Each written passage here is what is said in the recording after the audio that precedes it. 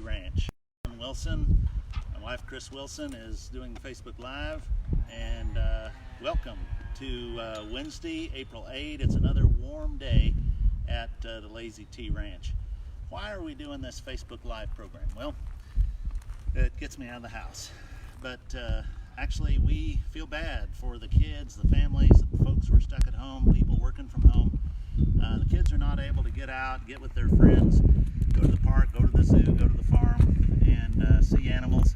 And so we wanted to bring the animals to you, at least virtually. So today I'm going to go through a little bit of horse basics, a little horse 101. Our special guest for today is Habanero. This is my favorite saddle horse. He is a 14-year-old 15-hand quarter horse, and I say he is a quarter horse. Does that mean there's only 1/4 of a horse? No, we've got the whole horse here.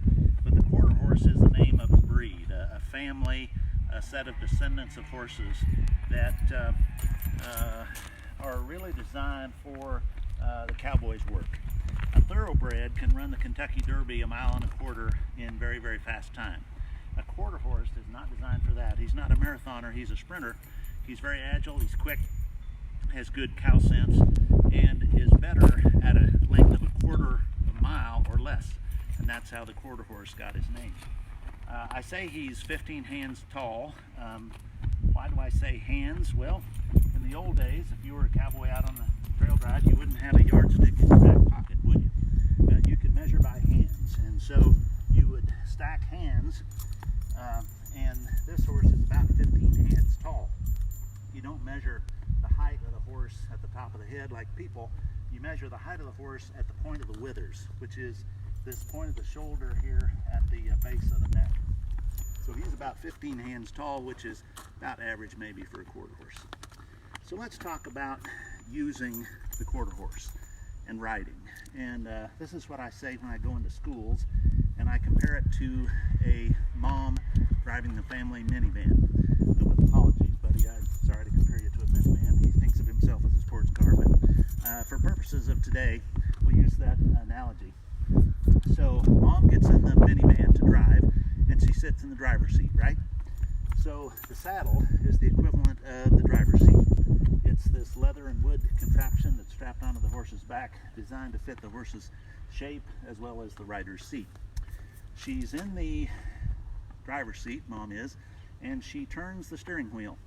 Well, the steering wheel on the horse is really the reins, which are these leather strips that connect to the bridle around the horse's head, but it's really the rider's body. If I give a kissing sound, a clucking sound, he knows to go, and I can steer him with a little shift in my weight, with a little pressure on the foot, a little pressure on the reins, and so he knows to turn like that steering wheel. Mom is in the minivan. She's in the driver's seat with the steering wheel, and she needs to go faster, so she pushes her foot on the gas pedal. Well, the gas pedal, again, is really me communicating to the horse. He's a whole lot smarter than the minivan. He knows when I tell him it's time to go faster, and if all else fails, I'm wearing my spurs. Now, I've got these spurs, these metal contraptions, buckled onto my boots, and they have a shank with a little wheel called a rowel at the end, and when all else fails, when I touch him in the flank with those spurs, he knows it's time to go faster. So that's the gas pedal. And then, of course, there are the brakes, because mom comes to the stop sign, she puts her foot on the brake, and that's where, again, this horse is smart. When I tell him whoa and give him a little backward pressure on the reins, he knows to stop. So that's the brake pedal.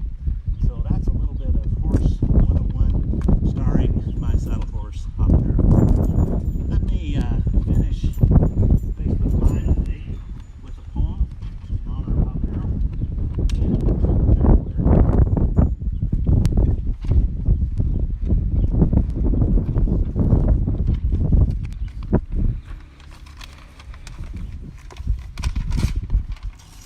We do feel bad for the families that are home and stuck and not having an access to see animals or to enjoy the outdoors.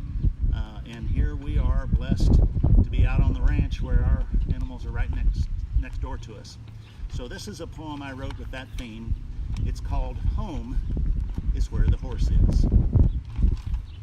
Home is where the heart is, I've always heard it said, but the way things are today, I'd add another piece instead. Folks are laid off, furloughed, on leave, or trying to work from home under coronavirus guidelines that say we're not supposed to roam. So I'm doing social distancing. I don't want to go wrong, but I'm not used to being home every day and all day long. I spend all day on my computer, on Zoom calls and webinars, but that means I don't have to commute, so that saves some time in cars. That leaves time for a horseback ride in the early part of the day. It's handy because the horse corral's right here, not far away. Our house sits right next to the barn and the corrals, so when I'm home, I'm quite near to my good old saddle pals. I miss the office time with people face to face, but at least we have our horses out here on the home place.